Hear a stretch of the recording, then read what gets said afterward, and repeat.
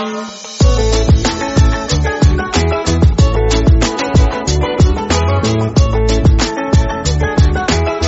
The lord.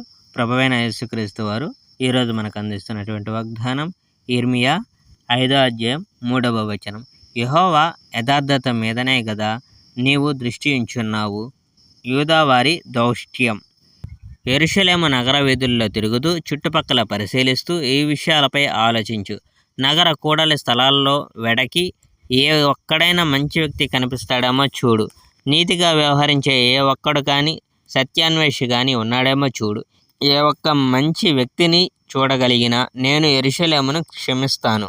ప్రజలు ప్రమాణాలు చేస్తూ నిత్యుడైన యెహోవా తోడు అంటారు, కానీ అది పేరుకు మాత్రం. వారు చెప్పింది చేయరు. యెహోవా, నీవు ప్రజలలో నమ్మకస్తులకై చూస్తున్నావని నాకు తెలుసు.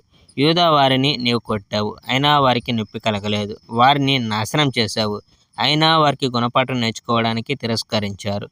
వారు మొండి వైఖరి దాల్చారు. వారి దుష్కార్యాలకు వారు చింతించ నిరాకరించారు.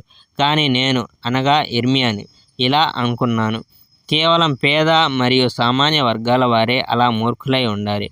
వారే యెహోవా మార్గాన్ని అనుసరించడం నేర్చుకోలేదు. పేదలు వారి దేవుని బోధనలో తెలుసుకోలేదు.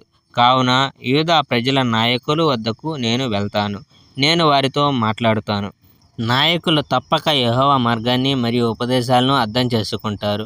వారి దేవుని న్యాయ మార్గం వారికి తెలుస్తుందనే నమ్మకం నాకు ఉంది. కానీ నాయకులంతా యెహోవా సేనకు నిరాకరించే నిమిత్తం ఏకమైనారు. వారు దేవునికి వ్యతిరేకులైనారు. అందువల్ల అరణ్యంలో నుండి ఒక సింహం వారిని ఎదిరిస్తుంది. ఎడారిలో నుండి ఒక తోడేలు వచ్చి వారిని చంపుతుంది.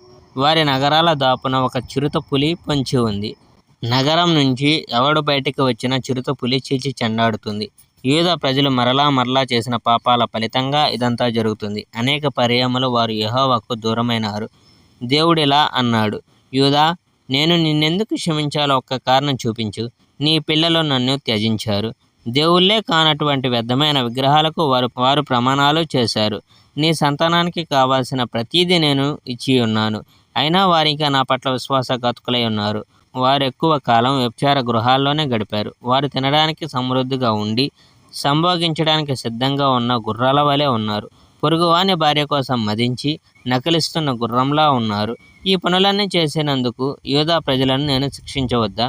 ఇదే యెహోవా వాక్కు. అవును, ఇటువంటి దేశాన్ని నేను శిక్షించాలి కదా.